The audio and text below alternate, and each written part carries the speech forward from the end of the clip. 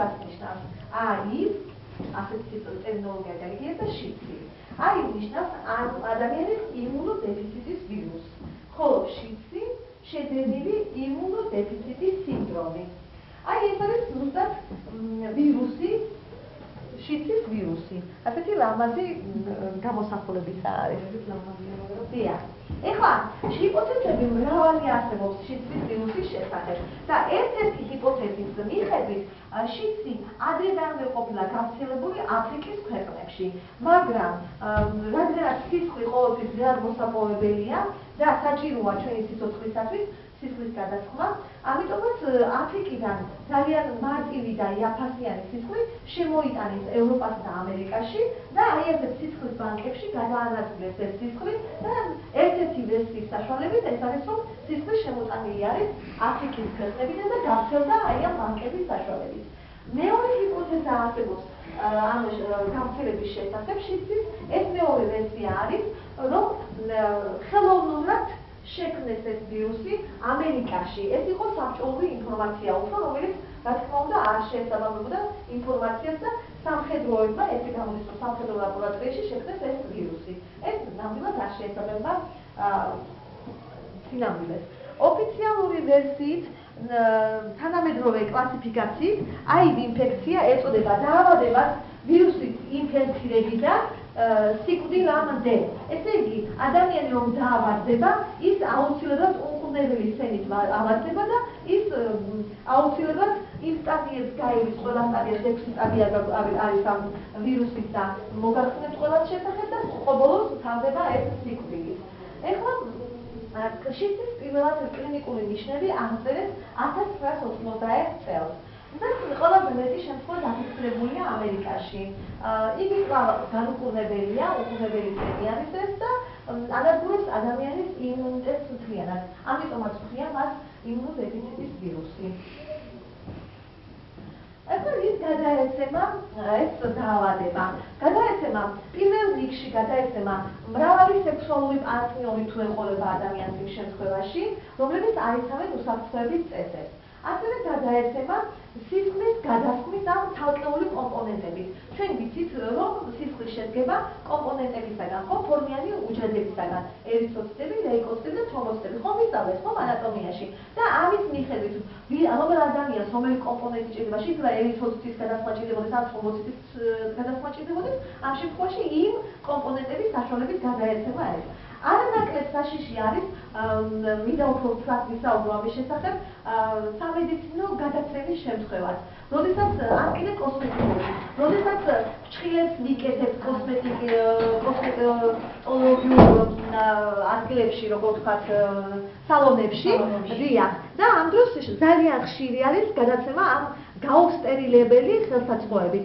ასევე კბილის ამოღების შემთხვევის დროს ხშირად მოხდა ხოლმე ასეთი შემთხვევები, როდესაც გაუსტერილებელი იარაღებით კბილი ან დაიკლომდეს, ან გამოიდეს და ამ შემთხვევაში არის საშიშროება გადაცემის შიგნით.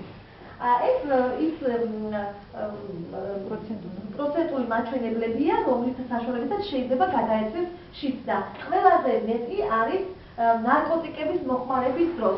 ჩვენ უკვე ვისაუბრეთ ამის შესახებ თქვენ სამეთს, მაგრამ მინდა კიდევ ერთხელ გავამახვილო ყურადღება, რომ ხშირად ნარკომანები შპრიცს ერთჯერადი მოხმარების შპრიცს რამოდენიმე გამოიყენებს ხოლმე, აი რო არიან მეგობრები, ერთ შპრიცს ამოიღებენ ამ წამალს და რამდენიმე გაიკეთებს ხოლმე ერთ მეორე და ერთ რომჭის უკვე რა თქმა უნდა ყველა დაიფიცირდა, ვინც იმ ჯგუფში იყო. ეხლა რითი არ გადადის შიცი? შიცი არ გადადის ბავშვებო, ხელის ჩამოთმევით, ყოცნით, ჩახუტებით, მისი იარაღების, აი მაგალითად ისეთი პირსახოცის გამოყენებით, მისი ჭურჭლის გამოყენებით არაფერს არ გადადის.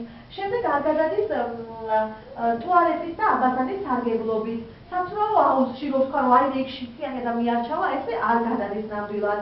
კიდევ კოლღოს და მწერების ნაკვეთ. ჩვენ ვიცით, რომ ბევრი დაავადებები კოლღოს და მწერების ნაკვეთებით გადადის ხოლმე, ხო? აი შიცი ნამდვილად არ გადადის ამ შემთხვევაში. და სამუშაოზე თუ გეყოლებათ აი დაინფიცირებული, ის თქვენთან არ გადმოვა არანაირად ეს ვირუსი მფრინავი არ არის. საშიში არ არის ასეთი. ეხლა ინფექციას ახასიათებს, როგორც უკვე ვიხარით, ეტაპობრივი მიმდინარეობა და 6 ეტაპად არის ეს მიმდინარეობა. პირველ ეტაპზე საწყისი ინფექცია არის ესეთი ეწოდება, ტემპერატურის მატება ახასიათებს ამას და ამ დროს შეიძლება დაინფექცირებულ ადამიანს ჰქონდეს მომატებული ტემპერატურა და გამონაყარი ადგილ-ადგილ. ძალიან ვერც კი მიხვდება, რომ მისი ბრალი არის ეს დაინფექცირებული პირველ შემთხვევაში. მეორე არის, როდესაც ადრეული არის დაავადება ეწოდება ამას, მატანებლობა, რომელიც გრძელდება წლები, ადამიანი კიდევ ვერ ხვდება, რომ შიდსით დაავადებულია, თუმცა კი შიგდაშიგ ტემპერატურის მატება და ასევე ჰერპესი აღენიშნება ხოლმე სახეზე ან შეიძლება ნებისმიერ სხვა ადგილზე. შემდეგი არის შუალედური დაავადება, რომელიც ხასიათდება ისევე მსუბუქი სიმპტომებით, როგორც იყო მატარებელი ამ ვირუსის და ისევ ჰერპესი და შეიძლება კანზე რაღაც გამონაყარი ჰქონდეს. არსებობს მეოთხე სტადია, უკვე გვიანი დაავადება არის ეს, როდესაც მნიშვნელოვნად მცირდება იმუნური მდგრადობა, შეიძლება გრიპი ვირუსი შეხვდეს მან და ვერ გადაიტანოს, უკვე ძალიან სახიფათოა ეს მეოთხე სტადია, მაგრამ უფრო მეტად მწვავე არის შორტსტატიური მეხუთე სტადია, როდესაც ფაქტობრივად ყველა ორგანო და ყველა ორგანოთა სისტემა არის ჩართული ამ დაავადებამ ჩაიქცია და მეექვსე სტადია უკვე დაინფექცირებული სასიკვდილოდ არის უკვე განწირული, მას აღარაფერი აღარ ეშველება. ასე არის ფრედი მერკური, ამას გაგიკვირდა საკუთარი იყო ეს სურათი, ჩემი საყვარელი მომღერალი, რომელიც ძალიან ძლიერი იყო, ნამდვილად ამ დაავადების მსხვერპლი შეიქმნა ბოლოს. და არა მარტო ის. ეხლა რა უნდა გააკეთოს შიდსით დაავადებულებმა? შიდსით დაავადებულებმა პირველ რიგში უნდა იყვნენ გახსნილები ყველას მიმართ, არ უნდა იყვნენ ჩაკეტილები, არ უნდა თქვა, რომ მე სასიკვდილოდ დანარჩენი მაქვს და მოვჩა ასე დამთავრდა ყველაფერი. ისინი უნდა იყვნენ ოჯახთან ინტეგრირებულები, საზოგადოებასთან ინტეგრირებულები, აუცილებლად უნდა მიმართონ აუცილებლად პირველ რიგში ექიმს და უნდა დაიწყონ სწორი მკურნალობა, რომ გაიხანგრძლივონ ისლები, რომელიც მათ შეიძლება ამ დაავადებამ შეუმციროს. უნდა შეიგნონ, რომ აუცილებელია ინტეგრაცია ადამიანებთან.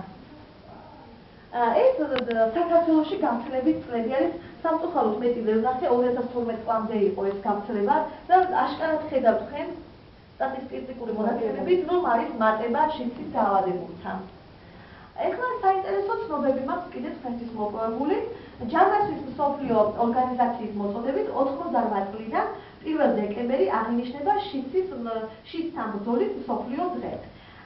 11 წლის ბოლოს 34 მილიონზე მეტი ადამიანი დაინფიცირდა ამ დაავადებით და ყოველდღიურად ინფიცირდება 7000 ადამიანი და დაავადებულთა 45%-ში დიაგნოზი უკვე შორტსტატიური იყო და უკვე აღარაფერი აღარ ეშველებოდა სპეციფიკად ძალიან ძიმე დაავადება.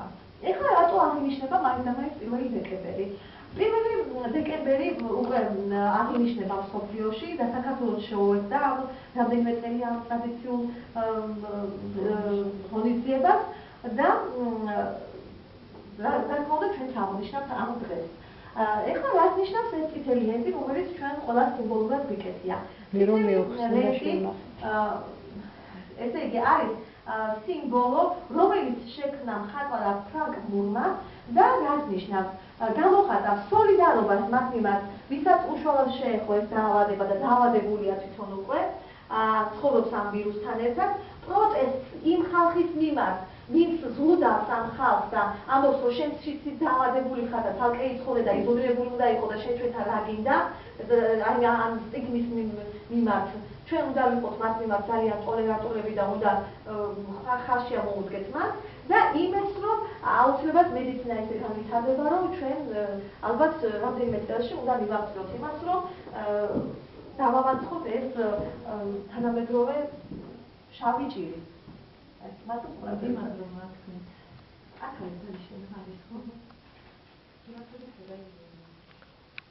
ერთი შენს ვითხრამე და მე კიდევ უცხრათ.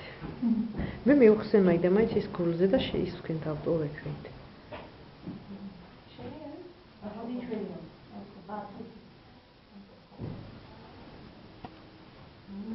სტოპიც ექნებაო. ჩემი პრეზენტაცია უშუალოდ შეეხება ალკოჰოლს, მოგეხსენებათ ალკოჰოლი რაც არის. საქართველოში ჩვენს ერთ ქვეყანაში ვცხოვრობ, სადაც ხილი, დროს წარება, ღრეობები ქართველებს ვიყავ, სადაც ხდება ვირაუნების ალკოჰოლის მიღება, რაც ძალიან საზიანოა ჩვენი ჯანმრთელობისათვის.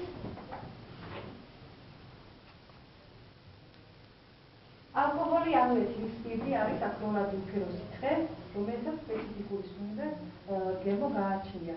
ალკოჰოლის წყალში ზრდება ნებისმიერი თანაფარდობით და თუ რომელიც საწმელი რა რაოდენობით ეთილის სპირტს შეიცავს. ზღუდი მაგალითად 26% შეიცავს, ღვინო 20-დან 40%-მდე, ვისკი და ჯინი 40-დან 55%-მდე, ხოლო ყველაზე მაღალი რაოდენობა პროცენტული რაოდენობა არის რომში, სასმელად რომში.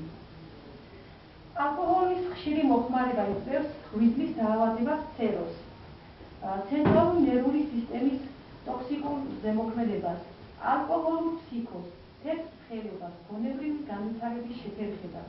აზროვნება ხდება არაპროდუქტიული, ქვეითდება ინტელექტი, მეხსიერება, სმენისა და მხედველობის დაქვეითება, ტრაუმებსა და უბედურ შემთხვევებს, საჭმლის მომნელებელ სისტემის დაავადებებს, ხურცისძავრთა დაავადებებს, მოზარდებში ფიზიკური განვითარების შეფერხებას.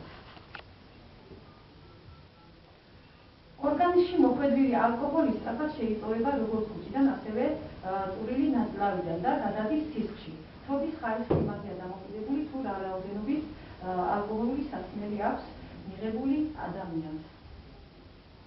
ახლა არის გამოსახული ჯანმრთელი და დაავადებული ცეროზით დაავადებული ღვიძლი, რომელიც არის თვალას მიხედავს როგორ გამოიყურება. ალკოჰოლის შეჭრამ და ხანგრძლივ მიღებამ ღვიძლის სხვადასხვა სახის დაავადება შეიძლება გამოიწვიოს, რაც ღვიძლის ალკოჰოლური დაავადების სახელით არის ცნობილი და ჩვენ ვღებულობთ ალკოჰოლურ ცხიმოვან ცხიმს, როდესაც ღვიძლი შეიცავს უჯრედებს ცხიმის უჯრედებს. ალკოჰოლზე დამოკიდებულება არის შემდეგი თემა, როდესაც ადამიანი მიიღებს ყოველდღიურად დიდი რაოდენობით ალკოჰოლურ სასმელს, იგი ხდება ამ სასმელზე მიჯაჭვული და იგი ცუდად ცნობს თავს, როდესაც მას დასალევი არ აქვს. და ამ დროს შეიძლება მას გამოვლენილი ჰქონდეს ალკოჰოლის მიერ გამოწვეული რაღაც დაავადებები. მაგრამ თავს ვერ იკავებს. ტვინში იცვლება ინფორმაციის მიწოდების გზა, რაც ტვინის ნორმალურ მუშაობას აფერხებს. ამიტომ მცდარი ადამიანი გაურკვევლად ლაპარაკობს და გუნდოვნად ხედავს, ბარბასით დადის და კონტროლს კარგავს. ეს ყველაფერი კი დათრობის დამახასიათებელი სიმპტომია. ალკოჰოლი არა მარტო ალკოჰოლს მოიხმარენ მამაკაცები, არამედ ქალების მოიხმარენ.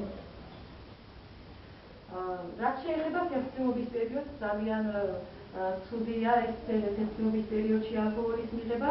ჩანასახოვანი ალკოჰოლური სინდრომი არის იმის უმთავრესი მიზეზი, რომ იბადებიან გონებად დაქვეითებული ბავშვები. ისინი გონებრივად განუვითარებლები არიან, ძალიან ნელი ტემპით იზრდებიან, არიან ზედმეტად ემოციურები და აქტიურები. ასევე შეიძლება სახის დეფექტითაც კი დაივადოს მოზარდი. გარდა ამისა, ბავშვებს, რომელსაც დედები ორსულობის პერიოდში სვამენ, თუნდაც ზომიერად შეიძლება დაქვეითებული უნარი ჰქონდეს, აგრეთვე პრობლემები ჰქონდეს სწავლაში. რაც შეეხება ოჯახურ პირობებს, ალკოჰოლი და ძალადობა ერთმანეთთან არის ძალიან მჭიდრო კავშირში. ოჯახები, სადაც თუნდაც ერთი მშობელი არის ალკოჰოლის რეგულარული მოხმარებელი, უმეტეს შემთხვევაში ხდება ჩხუბი ოჯახში, რასაც უფრო მეტად ზარალდებიან ამ ოჯახურ კონფლიქტებში. ძალადობა არა მარტო ოჯახში ხდება, არამედ შეიძლება ის მოხდეს ქუჩაში, ასევე საზოგადოებრივი თავშეყრის ადგილებში. ნუ გახდები ალკოჰოლის მონა. ალკოჰოლის ზემოქმედების შემდეგ, ტვინის შემდგომ ყველაზე ხშირად ღვიძლი ზიანდება. თუ პირველ შემთხვევაში საქმე გვაქვს ფსიქიკის დარღვევასა და აზროვნების უნარის და ბინძვასთან, მეორე შემთხვევაში სიკვდილის სიცოცხლის საკითხის გიხდა და აქ არის ადამიანი როგორ მიდის სიკვდილამდე, როგორ მიყავს საკუთარი თავი სიკვდილამდე. დაფიქრდით, იცხოვრეთ ჯანსაღად. მადლობთ ყურადღებისათვის.